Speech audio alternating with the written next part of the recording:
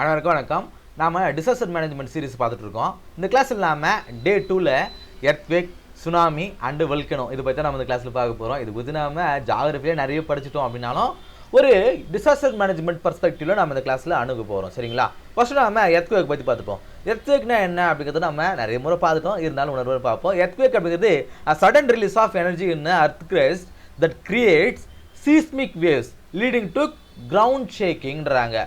Sudden release of energy, அதனால sudden release of energy உருவாகும். கீழே கூட டெக்டானிக் பிளேட்ஸ் ஆனது ஒன்று சப்டக்ஷன் ஆகும், டைவர்ஜென்ஸ் ஏற்படும், கன்வர்ஜென்ஸ் ஏற்படும். இதன் காரணமாக ரிலீஸ் ஆஃப் எனர்ஜி ஏற்படும். நம்ம பார்த்துருப்போம். அந்த ரிலீஸ் ஆஃப் எனர்ஜி என்ன ஆகும் அப்படின்னா ஹைப்போ சென்டர், எபி சென்டர் நம்ம பார்த்துருப்போம் இல்லையா? அந்த எர்த்குவேக் கிளாஸில் பார்க்காதவங்க அதை பாருங்கள். எர்த்குவேக் குறித்து ரொம்ப எளிமையாக நடத்தியிருப்பேன். ஸோ அதனால் என்ன ஆகும்னா எர்த்குவேக் கூடிய இந்த ரிலீஸ் ஆஃப் எனர்ஜினால எர்த்துடைய கிரஸ்ட்டில் ஒரு சீஸ்மிக் வேவ்ஸ் ஆனது ஏற்படும். இந்த சீஸ்மிக் வேவ்ஸ் என்ன பண்ணும் அப்படின்னா கிரவுண்டை வந்து ஷேக் பண்ணும், பூமியை வந்து ஷேக் பண்ணும். இதுதான் வந்து எர்த்குவேக் அப்படின்றாங்க. இது எதனால் ஏற்படுது? 90% வந்து டெக்டானிக் ஆக்டிவிட்டியால் மட்டும்தான் ஏற்படுது. மூவ்மெண்ட் ஆஃப் பிளேட்ஸ் சொல்லுவாங்க. கன்வர்ஜென்ட், டைவர்ஜென்ட் அண்டு டிரான்ஸ்ஃபார்ம்னாலையும் இந்த டெக்டானிக் பிளேட்ஸ் ஆனது இந்த ஆக்டிவிட்டியானது ஏற்படும். அதனால் இட் லீடிங்ஸ் டு எர்த்குவேக் அப்படின்னு தான் பார்க்குறோம். அதற்கு காரணங்களும் இருக்குது. வோல்கானிக் ஆக்டிவிட்டினால எரிமலை வெடிப்பதன் காரணமாக ரிசர்வாயர் இன்டியூஸ் டேம் ஒரு டேம் இருக்குதுன்னு வச்சுங்களேன், அந்த டேம் ஆனது திடீர்னு கொலாப்ஸ் ஆகும்போது அதனால் ஒரு எர்த்குவேக் ஏற்படும். அண்டர் கிரவுண்ட் நியூக்ளியர் டெஸ்ட் நடக்கும்போது பொக்ரானில் நடந்த ஒரு நியூக்ளியர் டெஸ்ட் நம்ம பண்ணுறோம் அப்படின்னா அதன் மூலமாகவும் இந்த எர்த்குவேக் ஆனது ஏற்படும். இப்போ நாம் இப்போ இந்த ரீசெண்டாக நடந்த இந்த ஈரான் இஸ்ரேல் வாரில் கூட பார்த்துருவோம். பங்கர் பஸ்டர்னு சொல்லிட்டு ஒரு மிசைல் நம்ம பார்த்துருப்போம். அது என்னென்னா பூமிக்குள்ளே போயிட்டு வெடிக்குன்றது நம்ம பார்த்துருப்போம் இல்லையா? அந்த மாதிரி மிசைலில் நாம் தாக்கும் பொழுதும் எர்த்குவேக் ஆனது ஏற்படும். சரியா ஞாபகம் இல்லைங்க, அது மிசைல் பேர் இது மறந்து போச்சு. ஸோ அந்த மாதிரி மிசைல்ஸ்லேயும் வந்து இந்த மாதிரி எர்த்குவேக் ஆனது ஏற்படுறதுக்கான வாய்ப்புகள் இருக்குது. சரி, இது எப்படி மெஷர் பண்ணுறாங்க? ஒரு எர்த்குவேக் ஏற்படுதுன்னா அது வந்து லோயான இன்டென்சிட்டி கொண்ட ஒரு எர்த்குவேக்கா இல்லை ஹை இன்டென்சிட்டி கொடுத்த எர்த்குவேக்கா? எதனால் நம்ம அதை மெஷர் பண்ணுறோம் அப்படின்னா அதோடைய பாதிப்பு நாம் அளவிடுறதுக்காக. சரி, மெஷர்மெண்ட் ஆஃப் எர்த்குவேக் பார்க்கும்போது ரெண்டு விதமாக நம்ம அளவிடுறோம். ஒன்று வந்து ரிக்டர் ஸ்கேல்னால, இன்னொன்று வந்து மெக்காலி ஸ்கேல்னால. ரிக்டர் ஸ்கேல் அப்படிங்கிறது அதோட மேக்னிடியூடை அளவிடும். மெக்காலி ஸ்கேல் அப்படிங்கிறது அதோடைய இன்டென்சிட்டியை அளவிடும். ரொம்ப முக்கியமானதுங்க, ஞாபகம் வச்சுங்க.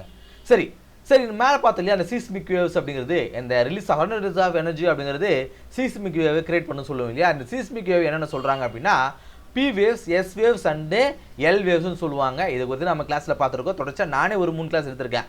ஸோ பி வேவ்ஸ் அப்படிங்கிறது பிரைமரி வந்து ஃபாஸ்டஸ்ட் வேவ். இதுதான் வந்து எர்த்துடைய சர்ஃபேஸாக ஃபஸ்ட்டு வந்து ரீச் ஆகக்கூடிய ஒரு வேவ். ஸோ இது வந்து லிக்விட்லேயும் வந்து ட்ராவல் ஆகும், சாலிட்லேயும் வந்து ட்ராவல் ஆகும். எஸ் வேவ்ஸ் அப்படிங்கிறது ட்ராவலில் செகண்டரி வேவ்ஸ்னு சொல்லுவாங்க. டு நாட் ட்ராவல் வந்து லிக்விட், இது வந்து லிக்விடில் வந்து ட்ராவல் ஆகாது. அடுத்து வந்து எல் வேவ். இந்த எல் வேவ் அப்படிங்கிறது சர்ஃபேஸ் வேவ்னு சொல்லுவாங்க. Most destructive wave. இது வந்து பூமிக்குள்ளே இருக்கும், இது வந்து சர்ஃபேஸ்க்கு மேலே நடக்கும். இதுதான் அதிகப்படியான பாதிப்புகளை ஏற்படுத்தும். சரி, இந்தியாவை எர்த்குவேக் ஜோன்ஸாக பார்க்கும்போது பல வகைகளாக வந்து பிரிச்சிருக்காங்க. மொத்தம் வந்து ஒரு 5 வகைன்னு வச்சுங்களேன். ஸோ 4 வகையாக கொடுத்துருக்காங்க. ஸோ இப்போ நம்ம 4 வகையை மட்டும் பார்த்துருவோம். So India divided into 4 seismic ஜோன்ஸ்னு சொல்கிறாங்க. Zone 2, zone 3, zone 4 and zone 5 அப்படின்னு 4 வகையாக பிரிச்சிருக்காங்க. எப்படி பிரிச்சிருக்காங்க?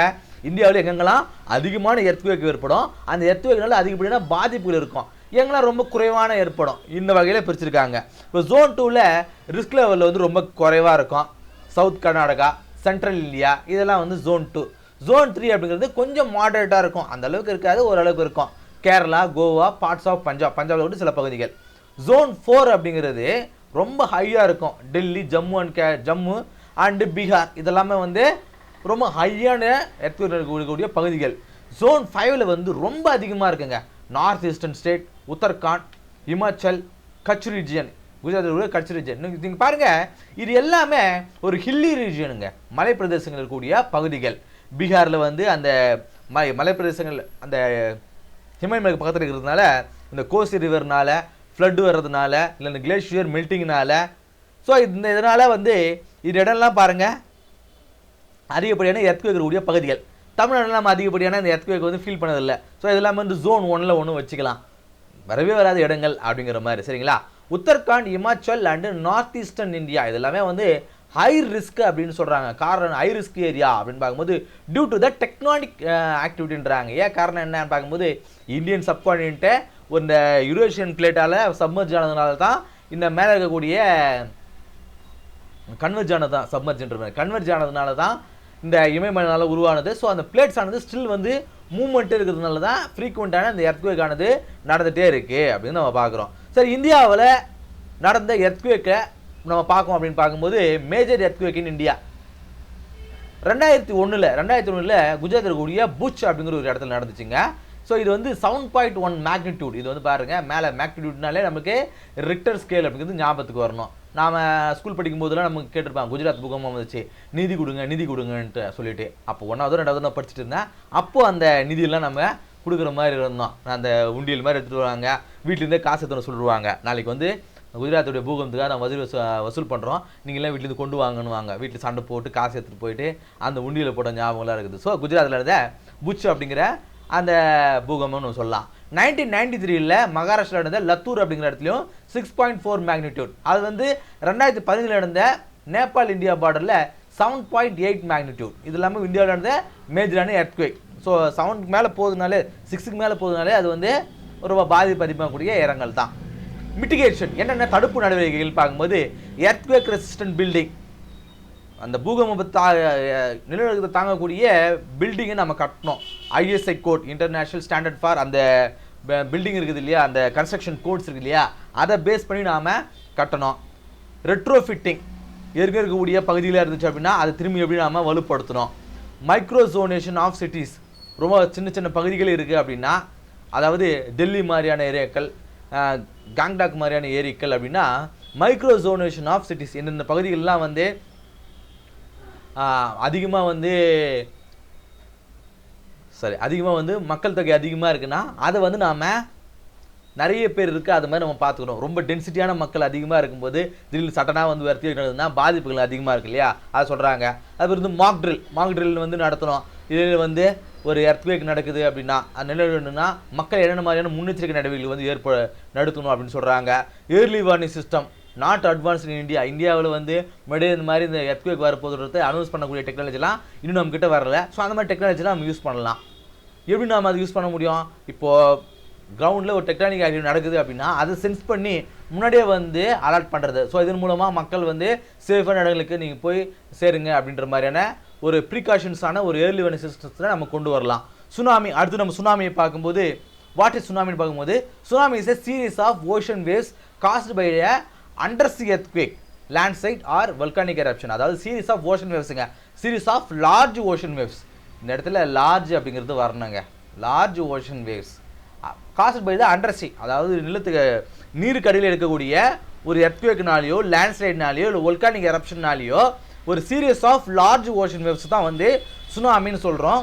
இதோட கேரக்டரிஸ்ட்னு பார்க்கும்போது ரொம்ப ஹை ஸ்பீடாக இருக்கும், ஹவருக்கு 800 கிலோமீட்டர் வந்து ட்ராவல் ஆகும். Can rise to 10 to 30 metre near the sure.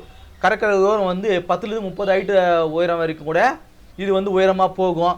Not felt இந்த டீப் ஓஷன், அதாவது கடலுக்கு அடியில் வந்து இது நம்மளால் சென்ஸ் பண்ண முடியாது, அப்போ ரொம்ப குறைவான வேவ்ஸாக தான் இருக்கும். அது சீஷோரை வந்து அடையும் போது தான் அதோடைய ஹைட் ஆனது ரொம்ப அதிகமாக இருக்கும். இந்தியா அண்டு சுனாமி ரிஸ்க்குன்னு பார்க்கும்போது eastern coast, Andaman and Nicobar ஐலாண்டில் மோஸ்ட் வலரபிள் ஏரியான்னு சொல்லுவாங்க. ஈஸ்டர்ன் கோஸ்ட்டில், அதாவது பே ஆஃப் பெங்கால் சைடில் ரொம்ப இது அதிகமாக இருக்குன்னு சொல்கிறாங்க. 2004 இந்தியன் ஓஷனில் நடந்த சுனாமி 2.3 lakhs பீப்புள்ஸ் வந்து இதனால் இறந்து போனாங்க.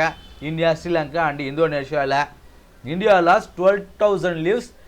டிஎன் அந்தமான் ஐலாண்ட்ஸ் ஒஸ்ட் ஹிட்னு சொல்கிறாங்க. இந்தியாவில் மட்டுமே ஒரு 12,000 மக்கள் வந்து இறந்து போனாங்க.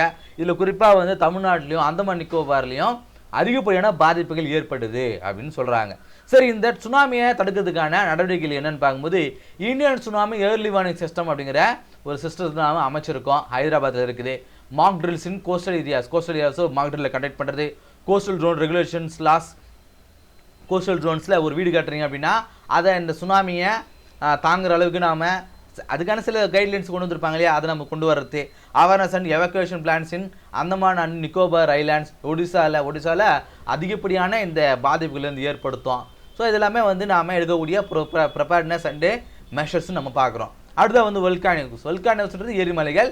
ஸோ வாட் இஸ் வல்கானோன்னு பார்க்கும்போது volcano is a rupture in the earth crust through the which lava ash and gases erupt. அதாவது எர்த்துடைய கிரஸ்ட் மூலமாக உலரக்கூடிய லாவா ஆகட்டும், ஆஷ் ஆகட்டும், கேஸஸ் ஆனது எரப்ட் ஆகி மேலே வருது இல்லையா, அதுதான் வந்து வல்கானோன்னு சொல்லுவாங்க.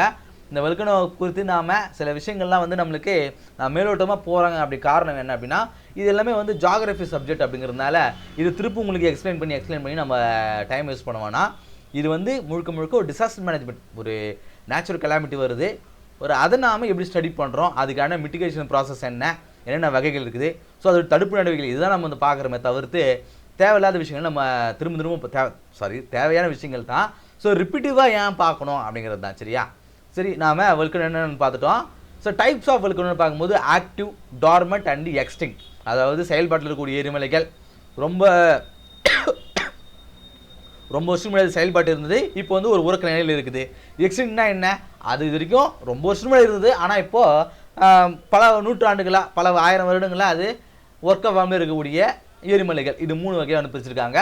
ஆக்டிவ் வல்கனோன்னு சொல்லும்போது ஃப்ரீக்வெண்ட்டாக வந்து எரப்ட் ஆகிட்டே இருக்கும். பேரன் ஐலாண்ட் சொல்லலாம். ஒன்லி ஆக்டிவ் இந்தியா பேரன் ஐலாண்ட், அந்தமான் நிக்கோபாரில் இருக்கக்கூடிய பேரன் ஐலாண்டு சொல்லலாம். அது பிறகு வந்து டார்மண்ட் ஸ்டேட்னா என்ன?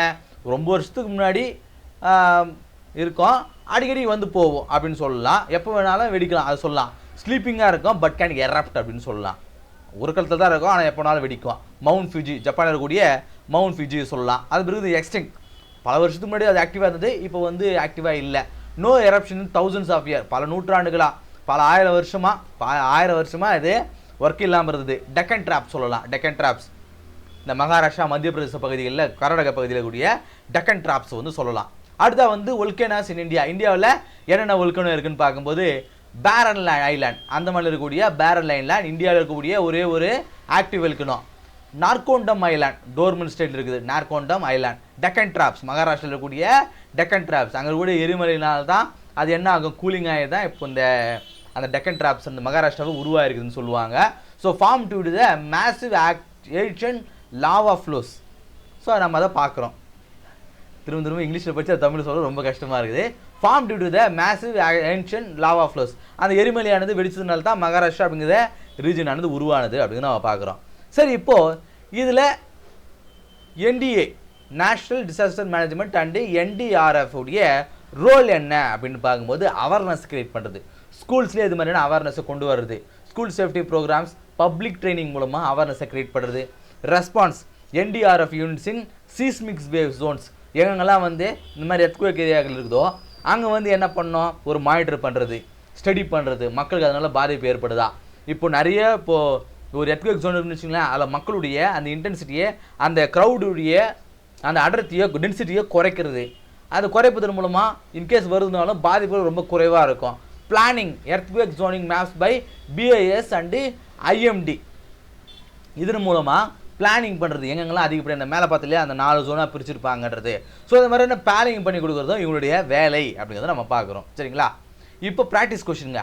Which of the following statements above tsunami is correct? மேலே கீழே கூடிய ஸ்டேட்மெண்ட்ஸில் சுனாமி குறித்து ஸ்டேட்மெண்ட்ஸில் எது வந்து சரின்னு கேட்குறாங்க. விச் இஸ் கரெக்ட் நோட் பண்ணிங்க. It caused by the atmospheric டிஸ்டர்பன்ஸ்னால தான் இது உருவாகுதுன்னு சொல்கிறாங்க. அப்படியா? It travels faster in deep water than the shallow water. இது வந்து டீப் வாட்டரில் தான் வந்து அதிகமாக ட்ராவல் ஆகும்னு சொல்கிறாங்க. ஷாலோ வாட்டரில் காட்டிலும் ஷாலோ வாட்டர்னா என்ன, ஆழம் குறைவாகக்கூடிய பகுதியில் காட்டிலும் டீப் வாட்டரில் ஆழம் அதிகமாக ஒரு பகுதியில் தான் ஃபாஸ்ட்டாக மூவ் ஆகும்னு சொல்கிறாங்க. அப்படியா?